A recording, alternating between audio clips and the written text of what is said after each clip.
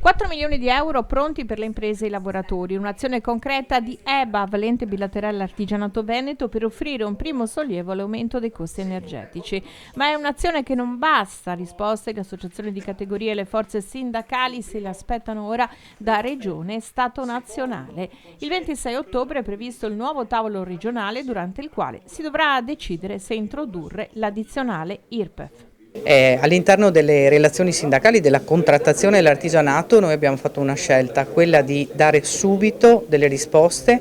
Chiaramente io parlo soprattutto per i lavoratori con una prestazione, un bonus di 200 euro che verrà data ai lavoratori che hanno un ISEE uguale o inferiore ai 20.000 euro e con l'eventuale integrazione qualora dovesse subentrare la cassa integrazione che nell'artigianato si chiama FSBA, con un'integrazione che va da 100 a 300 euro in base alle settimane di sospensione. E speriamo che questo sia anche di supporto all'attività che devono fare le altre istituzioni, la Regione in primis e il Governo su questo campo. Credo che la Regione dovrà necessariamente aprire un tavolo di confronto con il sindacato, con tutte le parti sociali, per dire qual è il suo obiettivo. Su questo obiettivo poi come sindacato e come associazione, ma comunque come sindacato le daremo una risposta, perché a oggi voglio dire siamo ancora fermi là e di conseguenza aspettiamo Zaia che ci faccia una proposta concreta.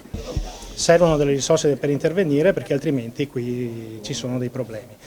Se la Regione fa una proposta che stanzia risorse per rispondere a questi problemi ci vedrà disponibile la discussione. Il Veneto è sempre il primo a fare questo tipo di iniziative e penso che sia un merito a tutte le parti sociali proprio questa reattività.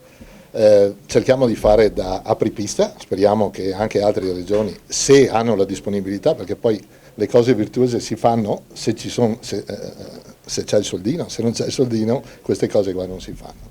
Vanno sicuramente fatti degli interventi strutturali che in questo momento nel nostro Paese mancano. Dopo questi 4 milioni di euro pensate di poter in futuro mettere sul banco altre risorse di aiuti?